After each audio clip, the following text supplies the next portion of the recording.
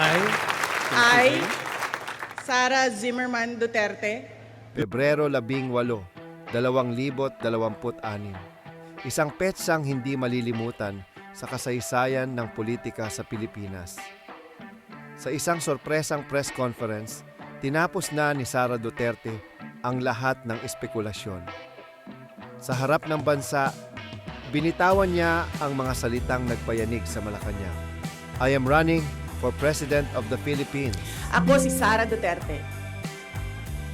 Tatakbo bilang Pangulo ng Pilipinas. Syukran. Pero ang deklarasyong ito ay hindi lang basta pag-anunsyo. Ito ay isang deklarasyon ng digmaan laban sa dati niyang kakampi. Humingi siya ng paumanhin sa sambayanan, isang public apology sa pagtulong niya kay Bongbong Marcos noong 2022. Tinawag niya itong isang pagkakamali. Inakusahan niya ang administrasyon ng korupsyon at kawalan ng katapatan sa bayan. Humingi rin ng paumanhin ng bise sa pagtulong niya para makalal si Pangulong Bongbong Marcos na nagdulot anya ng iba't ibang isyu kabilang ang korupsyon. Bakit ngayon?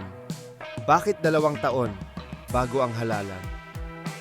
Sabi ng mga eksperto, ito ay isang survival move sa gitna ng mga banta ng impeachment at ang mga kaso laban sa kanyang ama sa International Criminal Court, ICC.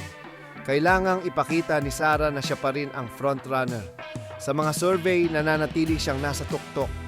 Ang kanyang slogan, ibalik ang tapang at malasakit. Isang direktang pagbabalik sa estilo ng kanyang ama na minahal ng marami. Ngunit hindi magiging madali ang laban. Nakaharap siya sa 3 panibagong impeachment complaints. May mga banta ng diskwalifikasyon. Ang mga dati niyang kaibigan sa Kongreso, ngayon ay matatalim na ang mga titig sa kanya. Ito na ang pinakamalaking sugal sa buhay ni Inday Sara. Isang laban kung saan ang nakataya ay hindi lang ang kanyang karera, kundi ang kalayaan at legacy ng buong pamilya Duterte.